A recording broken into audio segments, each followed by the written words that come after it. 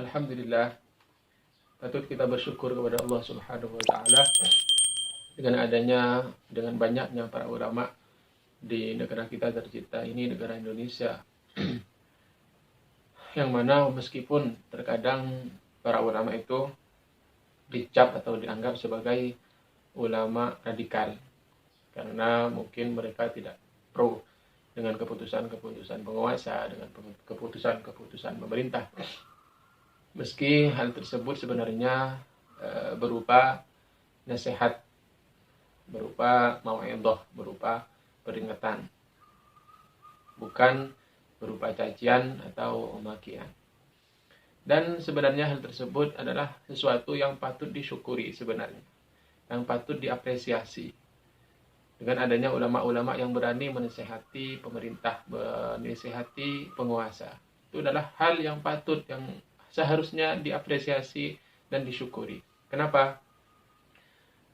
Di zaman sahabat, Sayyidina Umar ibn al-Khattab radhiyallahu an, di zaman Sayyidina Umar ibn al-Khattab radhiyallahu an, di suatu saat Sayyidina Umar berkumpul dengan para sahabat Nabi,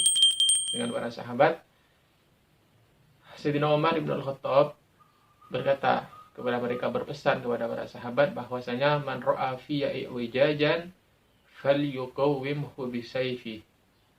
Jadi kata Sayyidina Umar, barang siapa yang melihat di dalam diriku suatu penyimpangan daripada kebenaran, sudah ada suatu penyimpangan daripada kebenaran, nyeleweng, maka falyuqawwimni bisayfi, maka hendaklah meluruskan dengan pedangnya. Maka berdirilah salah satu daripada sahabat. Ada yang mengatakan Sayyidina Umar, Sayyidina Bilal, ada yang mengatakan Sayyidina Salman Al-Farisi. Lalu dia berkata kepada Sayyidina Umar, "Law ra'ayna fika iwijajan." Wahai Sayyidina Umar, itu kata para sahabat, apabila kita melihat penyelewengan dirimu dari kebenaran, maka kami akan meluruskanmu dengan laqawwamnaka bisuyufina, maka kami akan meluruskanmu dengan pedang kita. Itu kata sahabat, kata bawahannya, orang-orang bawahannya Sayyidina Umar ibn al-Khattab. Sayyidina Umar ibn al-Khattab khalifah, andailah kalau di Indonesia presiden. Maka apa tanggapan Sayyidina Umar? Bukan Sayyidina Umar menganggap sahabat tersebut keras, tidak menganggap sahabat tersebut radikal, bukan.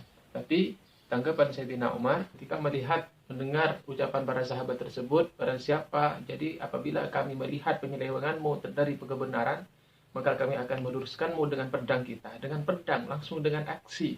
Beda dengan ulama Indonesia, mereka hanya bernasihat, hanya dengan ucapan, hanya dengan sedikit nasihat, sudah dianggap radikal.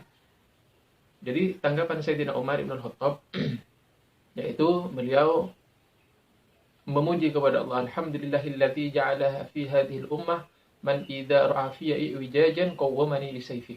Alhamdulillah, segala puji bagi Allah yang telah menjadikan umat ini seseorang yang apabila melihat keburukan, melihat penyelewengan dariku, dia akan meluruskanku dengan pedangnya, bukan hanya dengan omongan, bukan hanya dengan nasihat, bukan hanya dengan mau'idhah, tapi langsung dengan pedang, langsung akan dibunuh, langsung dengan perang. Jadi memang sebetulnya begitu.